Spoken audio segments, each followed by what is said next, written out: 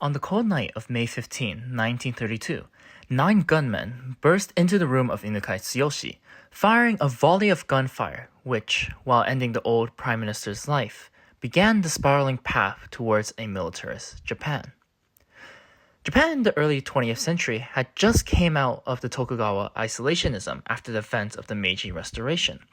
Under this, there was the formulation of the Meiji Constitution, a modern constitution that brought about the end of shogun rule and ushering in an era of constitutional monarchism.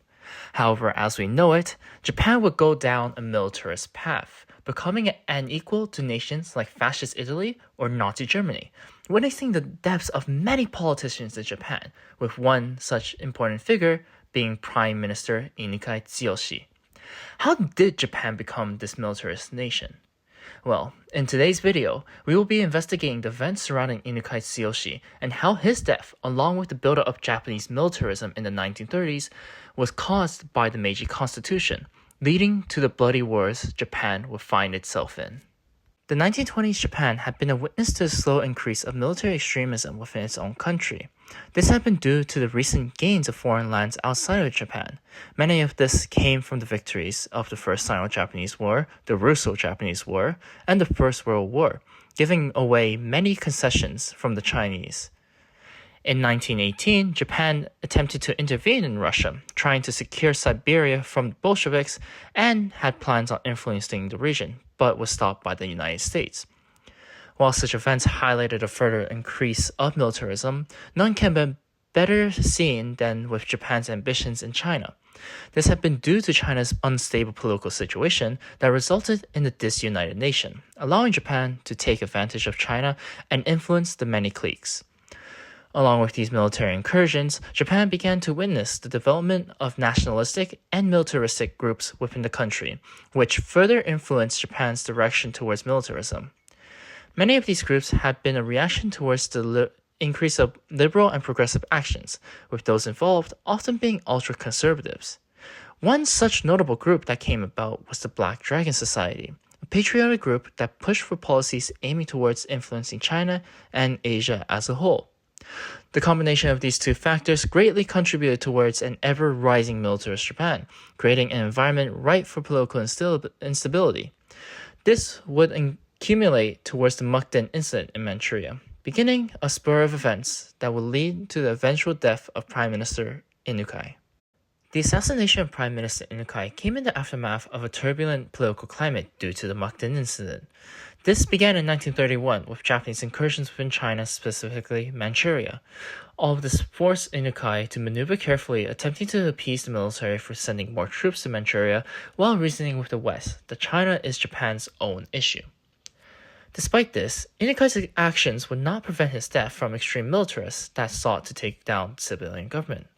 On May 15, 1932, Army and naval officers moved to assassinate Inukai at his home in hopes of taking over the government. Despite Inukai's attempt of conversation, he would face a volley of gunfire by the perpetrators, resulting in his death that night. This coincided with a military coup against the civilian government, which resulted in failure and little support. The end result of this witnessed the surrender of the perpetrators to the police. This incident would later be known as the May 15th incident, which, while may have failed to overthrow the government, did manage to end Inukai's cabinet with its resignation after Inukai's death. Yet, it is through this specific event that began to highlight the many failings of the Japanese Meiji Constitution, one that would gravely impact Japan's government and end civilian rule. The assassination of Inukai had not been the first occurrence within Japanese history, with previous examples being the assassination of Prime Minister Hara Takashi in 1921. Yet, in spite of this, the assassination of Inukai had brought about significant change to Japan, observing the beginning of constitutional loopholes that would shape Japan into the militarist nation that entered the Second World War. In the aftermath of Inukai's death, many changes occurred within the government after the collapse of Inukai's cabinet, which presented the need to form a new cabinet. However, in light of the May 15th incident, those responsible for the army refused to nominate a war minister for the new cabinet, declaring the need for the cabinet to have no political affiliation. According to the Meiji Constitution, the army is required in nominating an army official for the position as war minister in the cabinet, which otherwise would prevent the formation of the cabinet.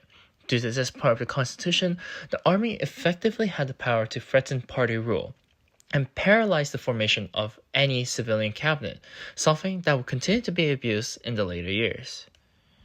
Along with this, the trial for the perpetrators of the May 15 incident will also witness the abuses of the Meiji Constitution.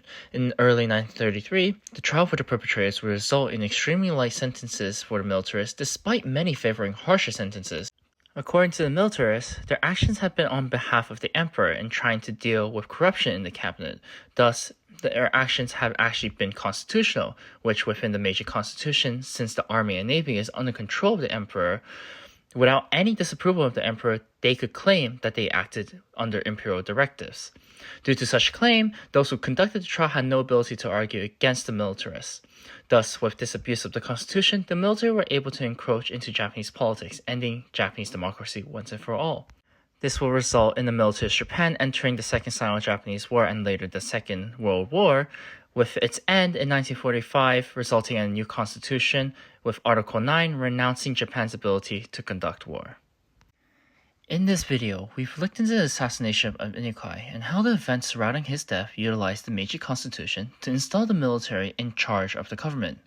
While this was 5 years before Japan began their encroachment into the Pacific, it greatly highlights just how important the Constitution is in deciding where a nation goes, either intentionally or unintentionally. I hope this video has been informative, and I thank you for watching.